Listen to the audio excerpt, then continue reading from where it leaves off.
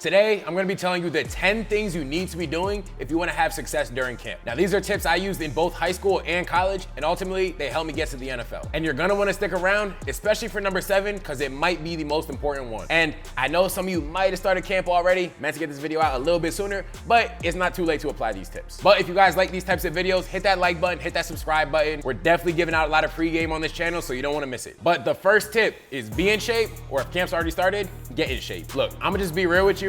If you're getting to camp and you're not in shape, you don't really care for real. Like, your level of conditioning is one of the biggest indicators of your effort level. So if you're out of shape, it just shows everyone, especially your coaches, that you don't have a lot of effort and that you ultimately, if you don't have effort, you don't care. So for my guys that haven't started camp yet, what you're gonna wanna do is you're gonna have to run a lot these next few weeks or days if you're not in shape. And it's gonna be super uncomfortable, but you have to push yourself, right? If you get to camp and the first couple of days, you guys are doing team periods and you just physically can't go because you're too tired and you just can't play up to your optimal level, well, guess what? There are gonna be other guys that are more in shape that can play when they're fatigued, and coach is gonna go with them. Now, if you're in camp, it gets a little more difficult because yes, you still need to find a way to get in shape, but you also have to make sure you're not killing your legs. But there's a saying, life is 10% what happens, 90% how you respond. So guess what? The 10% of you being out of shape already happened. Now you have to find a way to respond. Me personally, I think the best bet for the guys in this situation is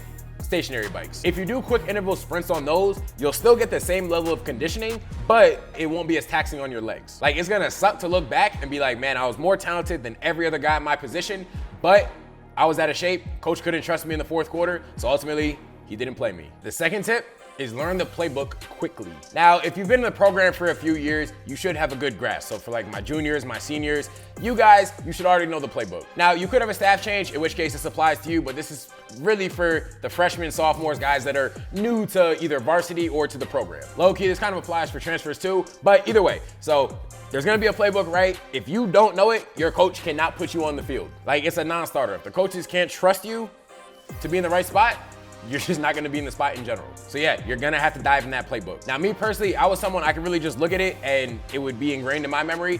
But one thing I do know that has helped other guys that, at my position that I had to kind of teach is what you want to do is look at the playbook, right? Then on a blank sheet of paper, literally draw your plays. Then go back, compare it to what the actual playbook says, and then keep doing that, right? Just keep doing that for every single play that you have. And over time, you'll really start to learn it. And trust me, there is no better feeling than when you go from that sense of, man, I'm kind of confused out here. I don't really know what's going on. If there's if I'm on defense and there's a motion, I'm just holy shit, what's going on? What do I do?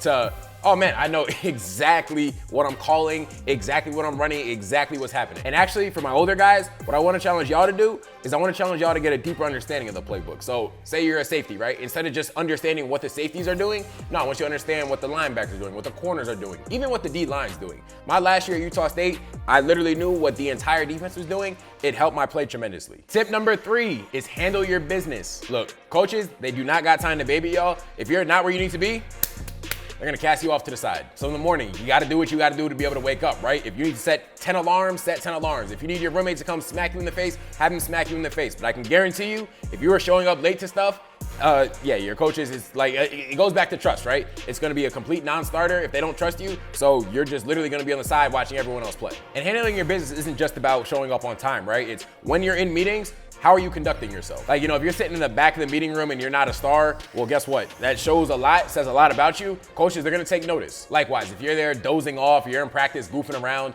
guess what? Like, it just shows you don't really care for real. And when you don't care, and coaches don't think you care, guess what? They're not gonna care about you either. And if you're a college guy watching this, don't even fuck around with curfew, right? Don't try and sneak out of the dorms or sneak out of the hotel, wherever you guys are staying at. Just be there, be in for the night, bro. Trust me, whatever you're doing, it's not worth your coaches thinking less of you. The 4th tip, and this is one that I've seen kill a lot of guys, is you need to be taking excessive notes in meetings. Look, in school, in the classroom, I can tell you, I kind of bullshitted my note taking. For football though, I was taking notes religiously. Like, I don't care if you've been in the program for 4 years and it's something you've heard over and over and over, write everything down. And me, that's what I did, right? My second year at Utah State, I don't care what coach said, I was writing it in my notebook. Now, I would look over, and I would see younger guys who I know didn't have as good of a grasp of the defense as me. They would just be sitting there, listening.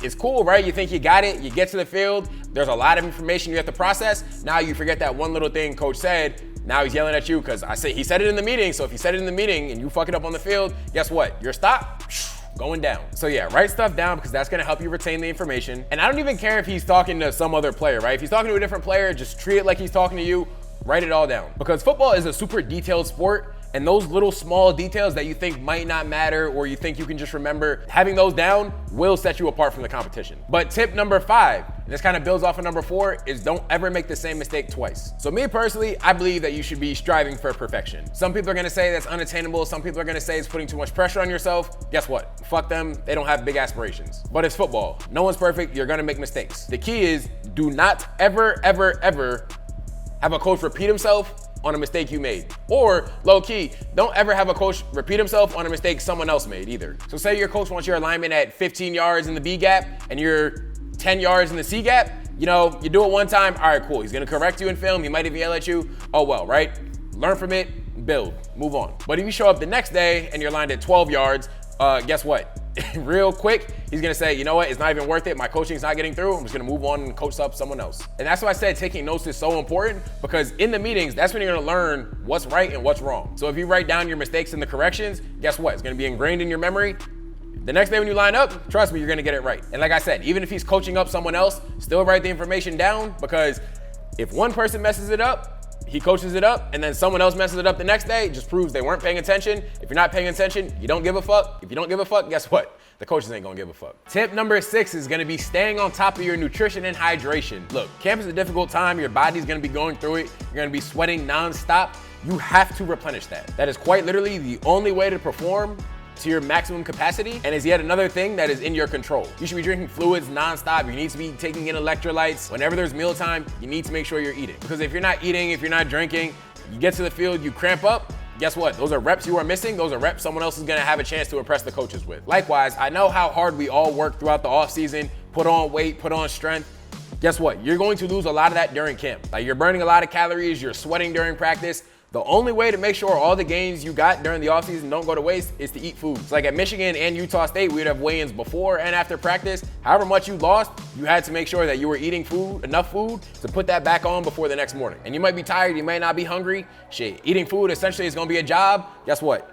It's the job you need to do your main job, so you gotta do it. And for my guys in college, I know the food gonna get tiring after a while. Yeah, just learn barbecue sauce, buddy. Tip number 7. Now this might be pound for pound the most important one, and it's a tip that I wish I had learned earlier in my career, but it's take care of your body. So when I was in high school, right, wake up in the morning, go to practice, do the little like pre-practice stretch we do, get done, maybe get a bag of ice, you know, hit the road, go home, wake up, do it all again. Now in high school, you're young, you feel fine. Guess what? It works. But your body's slowly being broken down, and as you get older, trust me, you will feel the effects of not treating your body the way you should treat it. So for me, it was my junior year at Michigan. I had super tight quads, and I ended up getting tendonitis in one of my knees. Didn't want to take any time off, pushed through it, so I ended up having tendonitis in both my knees. Now from there on out, I did a really good job taking care of my body, right? Ice tubs, rolling out, stretching, massages. But the thing about tendonitis is once you get it, there's really no getting rid of it. And who knows, maybe without the tendonitis, I'd still be playing right now. But regardless, I don't want y'all to be like me. I don't want y'all to have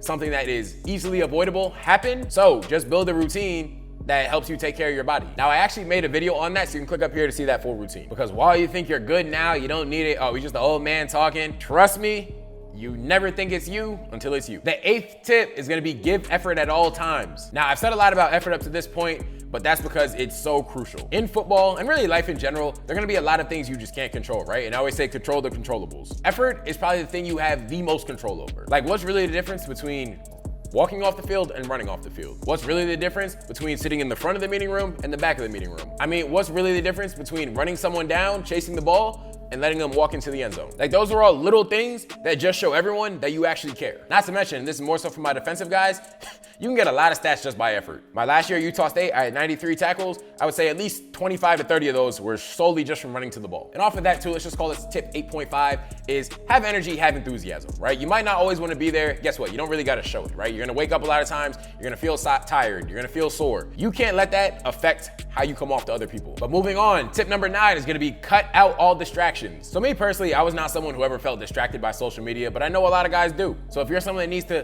delete Instagram, delete Twitter, delete delete TikTok. Go ahead and do that. Now, do it after this video, and once camp ends, so download it back, need those views. But yeah, do what you gotta do. Now, I ain't gonna lie, cutting out distractions, it might include your girl. We all know camp involves a lot of early mornings. You're not gonna have a lot of free time off during the day just to be chit-chatting. Guess what? If it's late at night, if it's 11:30 and she wants to talk, but you need your sleep, or you gotta study your playbook, guess what? You might have to tell her like, yo, I can't do it tonight. And she takes issue with that, pack her up, send her to the curb. Like, you gotta understand, you have a finite amount of time to be playing football. If there's someone that's hindering you in any way, shape, or form, you just really don't have time to deal with that. And trust me, if she a real one, she gonna understand that you chasing your goals, she gonna understand the bigger picture, so she gonna get it, right? It's the ones that are nagging you constantly, all day, every day. Why didn't you text me back? Why can't we talk right now? Those are the ones that gotta go. But the 10th tip, and this is one that I had to remind myself a lot over the course of my career, is make sure you're having fun. Listen, I know the pressure and stress of playing time and fighting for a job can really weigh down on you, but you have to remember what you started playing football for in the first place. When you were that young kid, you weren't worried about NIL or making the NFL.